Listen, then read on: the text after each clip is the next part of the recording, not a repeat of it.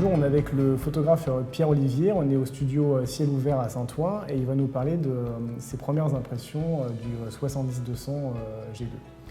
Alors Pierre-Olivier, bonjour. Bonjour. Est-ce que d'abord tu peux te présenter, ton activité, ton parcours en tant que photographe? Photographe depuis maintenant presque 18 ans.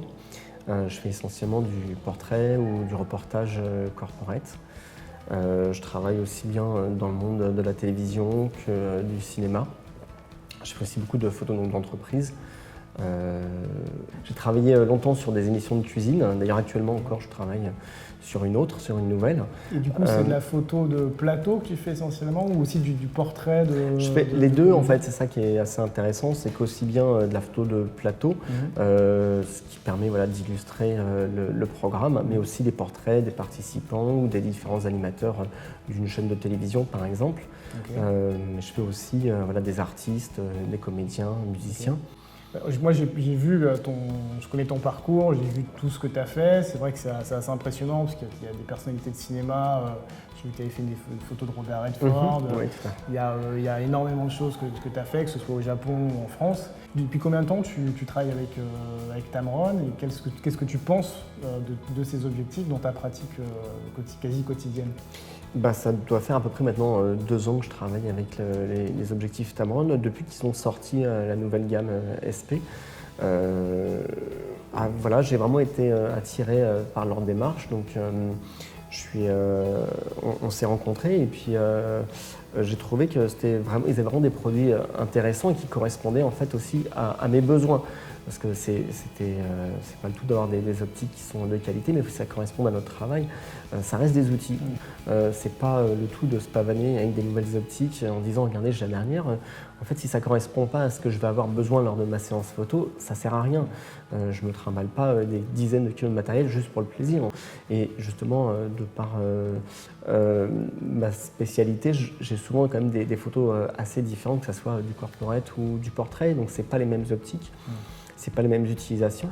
Donc il faut vraiment que la gamme elle soit assez polyvalente. Donc ça, pour moi, c'est très important. Et je trouve que la direction qu'a pris maintenant Tamron, c'est vraiment intéressant parce que elles sont très polyvalentes. On peut vraiment l'utiliser dans beaucoup de situations différentes. Et puis, elles apportent beaucoup d'éléments qui vont faciliter la séance photo, qui vont faciliter le travail du photographe. Comme quoi, par exemple ? Par exemple, le système de stabilisation qui est maintenant présent pratiquement sur toutes les nouvelles optiques. Donc ça, c'est très agréable parce qu'on ne travaille pas toujours dans les conditions de lumière comme en studio où on peut mettre la puissance qu'on veut. On a souvent des conditions de lumière qui sont compliquées, on a des situations différentes, donc la stabilisation permet vraiment de moins se poser en tout cas la question de la vitesse ou de la sensibilité grâce à ça. La construction optique aussi, elle est vraiment belle.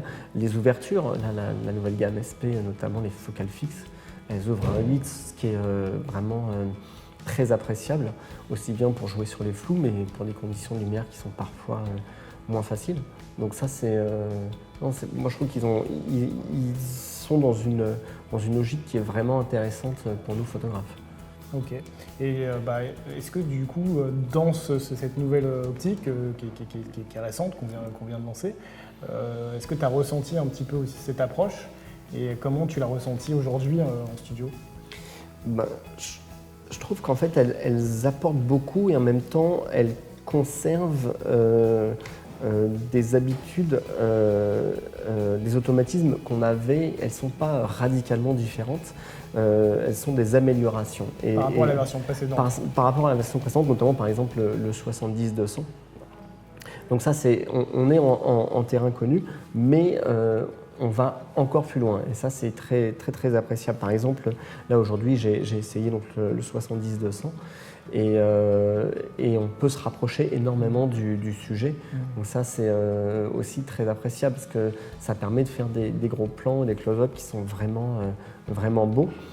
La stabilisation aussi,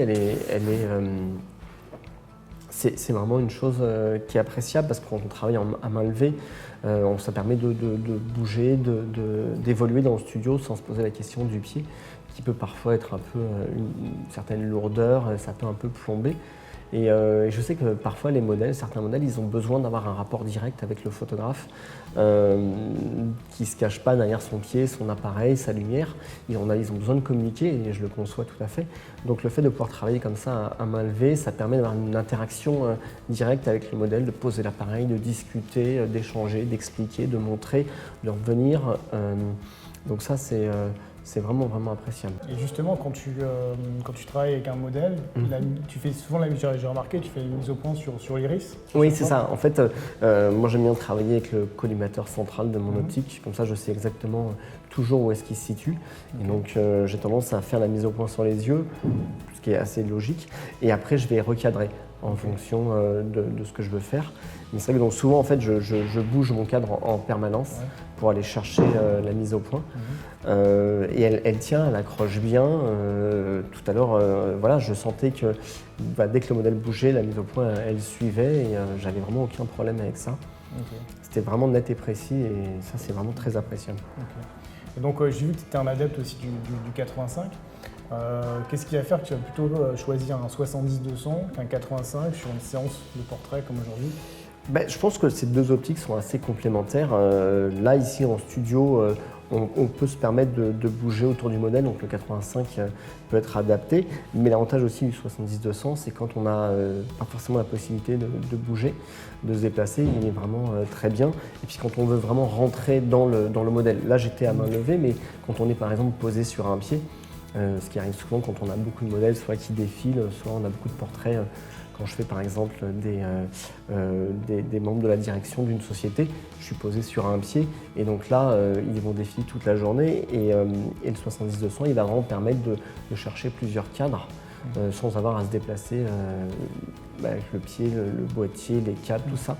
Donc ça, c'est vraiment bien. Je trouve que ces deux optiques, elles se complètent bien. Et du coup, est-ce que c'est un vrai intérêt pour toi, est-ce que c'est un hasard du coup, d'avoir des optiques de la même marque, Tamron en l'occurrence? En fait, moi les optiques, la marque, peu m'importe. Vraiment, ce qui compte, c'est que l'optique, elle corresponde à mon besoin. Pour moi, les objectifs, les appareils, les flashs, c'est que des outils. Moi, je ne me considère pas comme un artiste, je suis un artisan. Pour qu'un artisan puisse faire son travail, il lui faut du bon matériel, quelle que soit la marque, quel que soit le constructeur. Pour moi, ça n'a aucune importance. Il faut juste que ça corresponde à mes besoins et au résultat que je veux avoir.